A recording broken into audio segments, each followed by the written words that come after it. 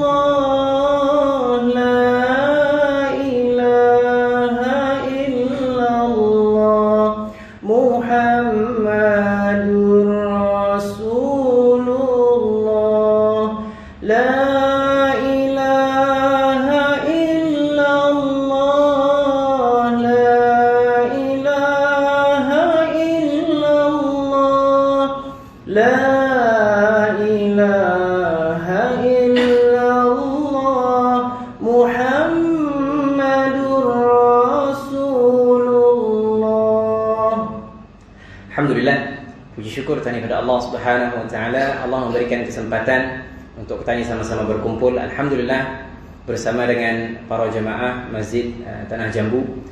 Mudah-mudahan Allah Subhanahu wa taala menambahkan keberkahan, mencucuri rahmat ke atas kita ni semua pada setiap pertemuan-pertemuan yang kita ni hadiri, alhamdulillah. Para tetamu Allah Subhanahu wa taala, tajuk perbincangan di dalam kuliah maghrib kita ni kali ini adalah jiwa yang jernih dan cita-cita yang tinggi. Ini adalah kata-kata daripada suatu ungkapan barisan syair yang dikarang oleh seorang penyair namanya Al-Buhturi, seorang penyair yang famous di zaman Khalifah Abbasiyah. Ini adalah suatu baris syairnya di dalam Diwanul Buhturi.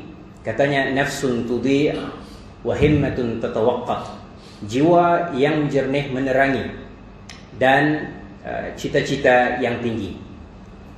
Tetapi sebelum kita ni masuk di dalam tajuk tersebut, sebagai muqaddimahnya kami menyampaikan apa yang disampaikan oleh Bishr Al-Harith Al-Hafi, seorang ulama yang masyhur di zamannya dan memiliki sejarah yang menarik di dalam kehidupannya. Bishr Al-Harith Al-Hafi, Al-Hafi maknanya orang yang berjalan lebih selipar. Ia pernah mengatakan, katanya, yahsabuka anna qauman mauta tahyal qulubu bi dzikrihim wa anna qauman ahya taqsul qulubu bi ru'yatihim. Cukuplah bagi kamu suatu pengajaran.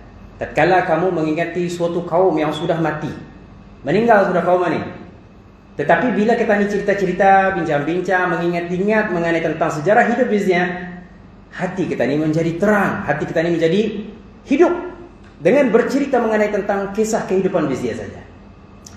Dan juga suatu kaum, cukup bagi kamu suatu pengajaran, suatu kaum yang masih hidup. Nampak kamu berkeliling dia, keliling kita ni, tetapi setiap kali mata memandang mereka, hati menjadi mati. Ada orang meninggal sudah, di kanang-kanang dia hidup, semangat kita ni hidup olehnya, semangat dengan melakukan kebaikan, semangat dengan ibadah. Adapun ada lagi suatu kaum yang masih hidup berkeliling, namun dengan melihat mereka, hati kita ini menjadi kusut masai. Bishr Al-Harith Al-Hafi, menarik juga kalau kita ceritakan singkat saja mengenai tentang kisahnya ini. Dia ini seorang dulu yang ahli maksiat, bergelombang dengan dosa, minum arak bersama dengan orang-orang kelilingnya yang baik-baik. Dan ianya adalah orang kaya raya, memiliki apa yang orang lain tidak memiliki. Rumahnya besar dan sebagainya. Suatu ketika tatkala mereka mengadakan suatu pesta, hamba wanita kepada Bishr ini keluar daripada rumah untuk membuang sesuatu. Kemudian tatkala ia membuang itu, di hadapannya melintas Imam Al-Kadhim. Lalu ditanyakan kepada wanita ni, wanita hamba sahaya ni, katanya, "Ini rumah siapa ni?" Sebenarnya tahu rumah ni rumah siapa? Orang famous, Bishr Al-Hafi, orang famous di zamannya, orang kaya raya. Ditanya, "Ini rumah siapa ni? Pemiliknya siapa?" Katanya, "Ini adalah Bishr Al-Harith." Kemudian ditanya lagi oleh imam ini, katanya, "Pemilik rumah ni adakah ia seorang yang hurun atau abdun?" Ini orang yang merdeka kah ataupun seorang hamba? Ya, wanita ni mestilah ia seorang yang merdeka, kaya raya orang ni, pemilik rumah ni. Aku adalah salah seorang daripada hambanya dan ia adalah tuannya. Maka kata Imam Al-Kadhim, katanya, "Benar, ia seorang yang merdeka, kerana ia boleh melakukan apapun yang kehendaki. Ia tidak terikat dengan apapun aturan-aturan.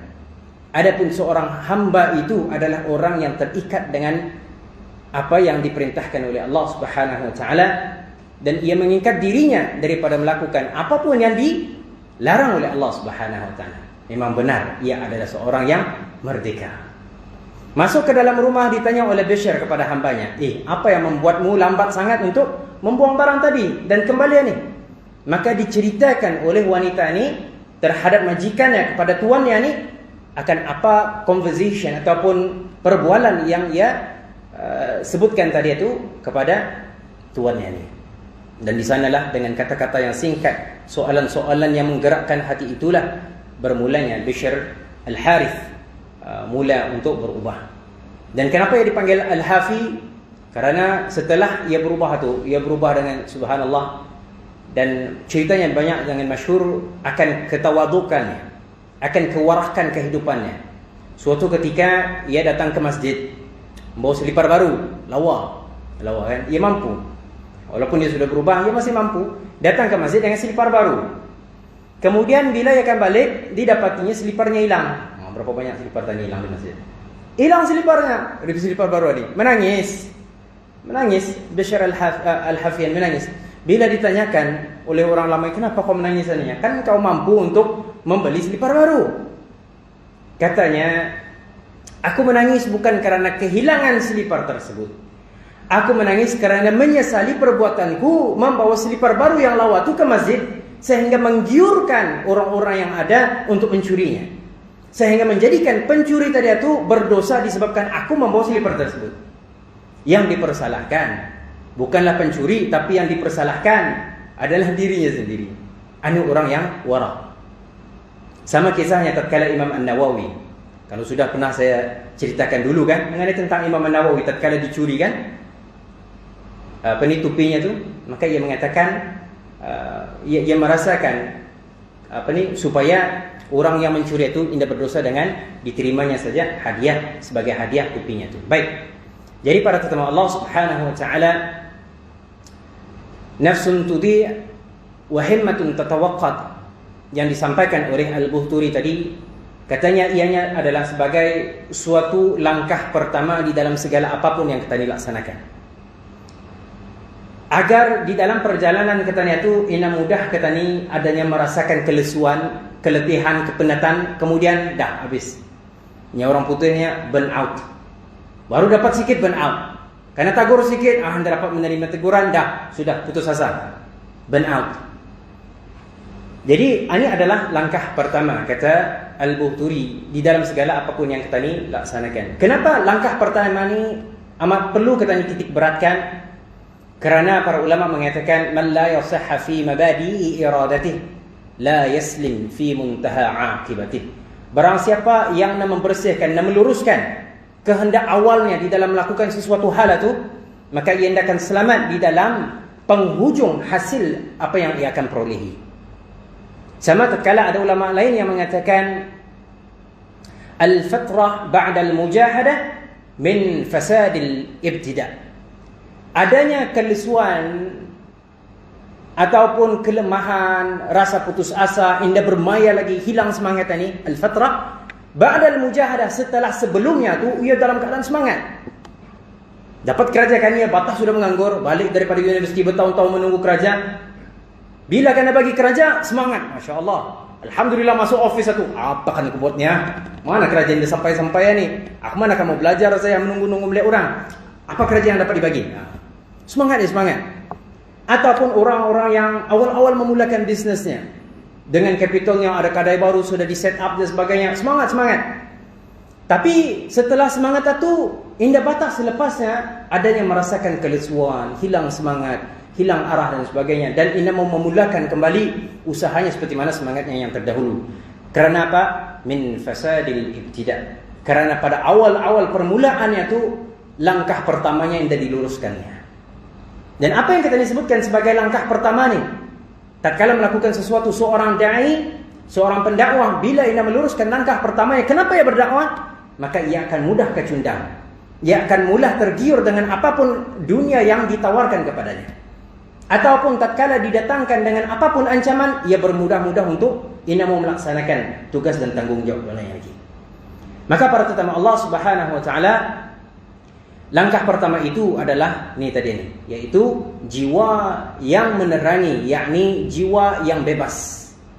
Yang pertama sekali adalah jiwa yang menerangi ni, nafsun tudhi', jiwa yang menerangi ni, kata Al-Buhturi, ianya adalah suatu kiasan kepada niat yang bebas. Bila menerima suatu jawatan, menerima suatu amanah kayak tanggung jawab yang diletakkan di pundaknya tu, maka ia beranggapan ni adalah amanah untuk ia laksanakan dan akan dipertanggungjawabkan, kalau bukan di dunia, di akhirat. Sehingga mana jiwanya tu, niatnya itu adalah bebas daripada keterikatan apapun yang berkaitan hanya saja dengan perkara-perkara yang berkaitan dengan dunia. Orang yang hanya terikat dengan syahwatnya, niatnya yang terikat dengan syahwat ini, yang indah bebas tadi ini, seperti mana yang cerita awal katanya itu tadi mengenai tentang Bishr al-Hafi tadi. Nah, ia bukan hamba ni, ia orang bebas. Benar. Kerana apa? Ia indah menjadikan dirinya tu dalam keadaan terikat dengan apa-apa. Tapi di dalam konteks yang kita bicarakan ini, ia bebas daripada syahwatnya. Sehingga bukan ia bekerja tu untuk hanya mengejar pangkat, bukan sekedarnya untuk menunggu ujung bulan adanya gaji, bukan sekedarnya untuk mendapatkan 100% keuntungan di dalam bisnes yang ia ceburi dan sebagainya. Tetapi ia melaksanakannya, niatnya bebas hanya untuk Allah Subhanahu wa taala. Sama tatkala seorang ulama ataupun seorang pendakwah yang menyampaikan dakwahnya, tatkala ia menyampaikan ceramahnya, kerana apa ia menyampaikan ini? Maka itu adalah suatu perkara yang penting, kerana hati itu akan menembus kepada hati. Tapi kalau hanya sekedar pada kata-kata, ia tidak akan mudah menembus pada hati. Sedemikian itu para tetamu Allah Subhanahu wa taala, tatkala Umar bin Abdul Aziz Al-Umawi, beliau adalah keturunannya Sayyidina Umar Al-Khattab, yang dikatakan beliau ini adalah Khalifah Ar-Rashidin yang kelima. Yang empat tadi ketahui, Abu Bakar As-Siddiq, Umar Al-Khattab, Uthman bin Affan, Sayyidina Ali rahimahumullah. Bisnya ini adalah Khalifatul Rashidin yang keempat. Dan dikatakan pula Sayyidina Umar bin Abdul Aziz adalah Khalifah Ar-Rashidin yang kelima. Beliau tatkala diberikan jawatan khalifah di zaman Khalifah Umayyah itu oleh Sulaiman bin Abdul Malik, dipilih oleh Sulaiman bin Abdul Malik, penguasa khalifah zaman itu, diserahkan sebelumnya meninggal kepada Umar bin Abdul Aziz. Dipilihnya Umar. Bila memilih Umar, ia nak meminta, tetapi tatkala diberikan, semua orang memilih ke dia, maka ia pun berkata kepada khalayak ramai dengan mengatakan apa katanya? Tatkala ia berhadapan dengan khalayak ramai, ia mengatakan, la'aqidanna aqdan la yakunu lisyaitan fihi nasib. Sekarang ini tatkala ia menerima jawatan sebagai khalifah, aku berjanji dengan suatu janji setia. Aku berjanji dengan suatu janji yang tidak membiarkan syaitan berperanan di dalamnya. Subhanallah. Aku berjanji dalam suatu janji yang tidak akan membiarkan syaitan berperanan di dalamnya. Yakni, Di dalam setelah ia menerima jawatan sebagai khalifah ini, ia akan memberikan ruang kepada syaitan mempengaruhi di dalam tindak tanduk ataupun keputusan-keputusan yang akan diambilnya. Benar-benar bebas ke dia. Sehingga setiap langkah yang diambil oleh Sayyidina Umar bin Abdul Aziz dikatakan oleh sepupunya Hisham bin Abdul Malik. Kata sepupunya Hisham yang memerhatikan saudaranya Umar bin Abdul Aziz, tadi katanya, "Ma ahsibu Umar khata khutwatan qattu illa walahu fiha niyah." Kata Hisham sepupunya, tidaklah aku menyangka ataupun beranggapan kepada Umar ini, melainkan Umar ini setiap kali yang melangkah dengan suatu langkah pasti diiringi dengan niat. Subhanallah. Sehingga sebelum melakukan sesuatu, diperbetulkan niat dulu. Luruskan niat dulu nih. Kenapa aku buat ini? Bila ia melakukannya, ia tajdidun niyah. Diperbetulkannya lagi niatnya nih. Selesai melaksanakan tugas, maka ia perbetulkan lagi niatnya. Kenapa aku buat perkara tadi itu? Sehingga petani pun mengetahui Sayyidina Umar bin Abdul Aziz, kisahnya tatkala ia berada di pejabat khalifah itu, ada keluarga yang datang kepadanya untuk berjumpa dengan Umar bin Abdul Aziz, bapaknya nih. Maka ia bertanya dulu, ini urusan negara atau urusan pribadi? Karena kalau urusan pribadi akan dipadamkannya api itu dulu. Karena api itu adalah miliknya kerajaan. Maka dipadamkannya dulu kalau ianya adalah urusan pribadi. Subhanallah. Ma ahsibu Umar khata khutwatan qattu illa walahu fiha niyah. Benar-benar Umar ini kalau yang melangkah ataupun melakukan tindakan apapun ianya akan pasti diiringi dengan niat. Subhanallah. Maka para tetamu Allah Subhanahu wa taala, orang yang sentiasa ingat pada Allah, maka ia akan terpelihara jiwanya daripada terikat dengan niat-niat yang tidak betul. Sehingga bila ia melangkah dengan langkah pertama ni, mengalih macam mana pun, ia teringat balik ini kerana Allah, kekuatan dari Allah. Bila ada niat-niat yang dah lurus, keikhlasannya akan teruji. Bila keikhlasan dah ada, ia akan mudah untuk ada merasakan kelisuan.